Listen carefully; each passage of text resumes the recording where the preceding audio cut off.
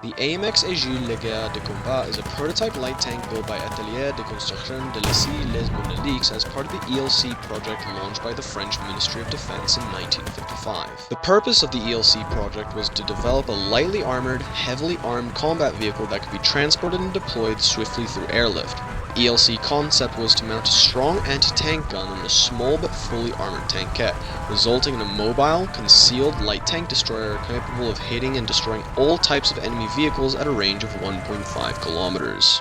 In the mid-1950s, two prototypes were designed on the Hotchkiss tankette hull, primarily differing from their primary armament. Nevertheless, the running gear engine and mechanical components were essentially the same for both prototypes. However, towards the end of the development in 1961, the ELC program was deemed unpromising, and the work on the project was abandoned in favor of developing the AMX-13 light tank family. The AMX ELC BIS is now on display at the exhibit of the Museum of Armored Vehicles in Semur.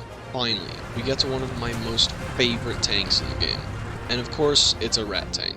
In War Thunder, the ELC is extremely small and fast, and hosting a 90mm cannon firing heat rounds. It can penetrate anything that it faces. The only single downside, its armor is so bad that it can get 50 cal from the turret. The Canon d'Assaut Lorraine is a French prototype tank destroyer based on the AMX M4 medium tank chassis. Following World War II, the French Army launched several programs to replace their acquainted tanks. The Lorraine company was charged with developing a light tank destroyer. The Canon d'Assaut Lorraine used Vale-Picard pneumatic tires instead of regular road wheels, which reduced the vehicle's ground pressure. Another advantage of these tires is that even if the tracks were destroyed, the vehicle can continue to operate. The prototype was started in 1950, but did not finish until 1952. The project was cancelled in 1953. The expertise gained by developing the Canon d'Assaut Lorraine would eventually serve as the foundation of another Lorraine initiatives. This is an interesting tank destroyer. It has two good things and two bad things. It has a really good gun, a long 100mm cannon, and a very strong engine, making it very fast. And I swear it used to have a good reverse speed, but it's as bad as the Panther reverse speed. And lastly, it has zero armor.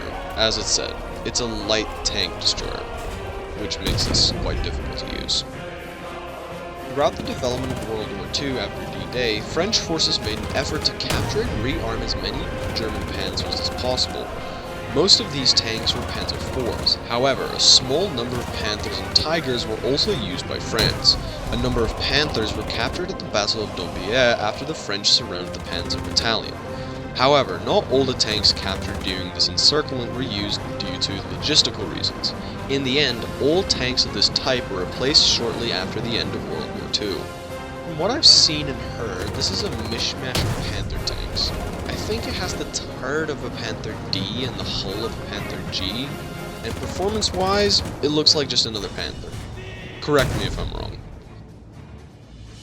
The AMX-10P is considered one of the first French IFVs, developed after a request to replace its predecessor, the aging AMX VCI. The AMX-10P's first prototype was completed 11 years after the production of the AMX VCI. In 1968, the AMX-10P features a Hispano-Zuiaza HS115 engine which gives the platform 275 horsepower and allows the AMX-10P to reach top speeds of 65 km per hour. Its main armament, the 20mm autocannon, shares the same rounds as the commonly seen RH202 but features a lower rate of fire of 740 rounds per minute.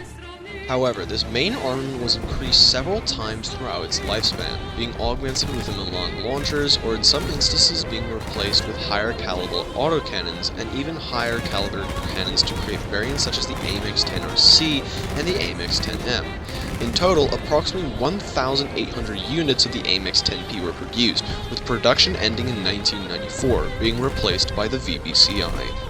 With the AMX-10P, if you made it past 7.7 French tanks, you are very familiar with this thing.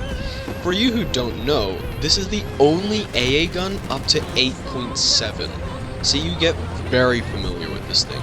And performance-wise, it's not bad AA, it has an okay gun, and its speed is workable. So all in all, a good vehicle. Seeking out a replacement to the M4 Sherman, the US Army produced the T-26 E3 heavy tank after a long production run fraught with delays. Later redesignated the M26 Pershing, its arrival late in 1945 meant it had little effect in the course of World War II. Due to their late arrival and comparatively large production run of 2,212 tanks meant the US Army soon found itself with a surplus of tanks and had little need for. Thus, most Pershings were used in the Korean War, or lent to allies such as Belgium and France. While other allies retained to their M26 fleet for longer, Belgium retaining it till 1969, France quickly swapped them out for the M47 Patents. Where is the M47s that France got? Why do we always have to get the tanks with bad armor? I like armor, why can't I get it? Yeah, it's a pretty good tank, no complaints. This was my full review of the 6.0 to 6.7 lineup for France. Next, I'll be showcasing the 7.0 lineup for France. If you're interested, subscribe and keep a lookout.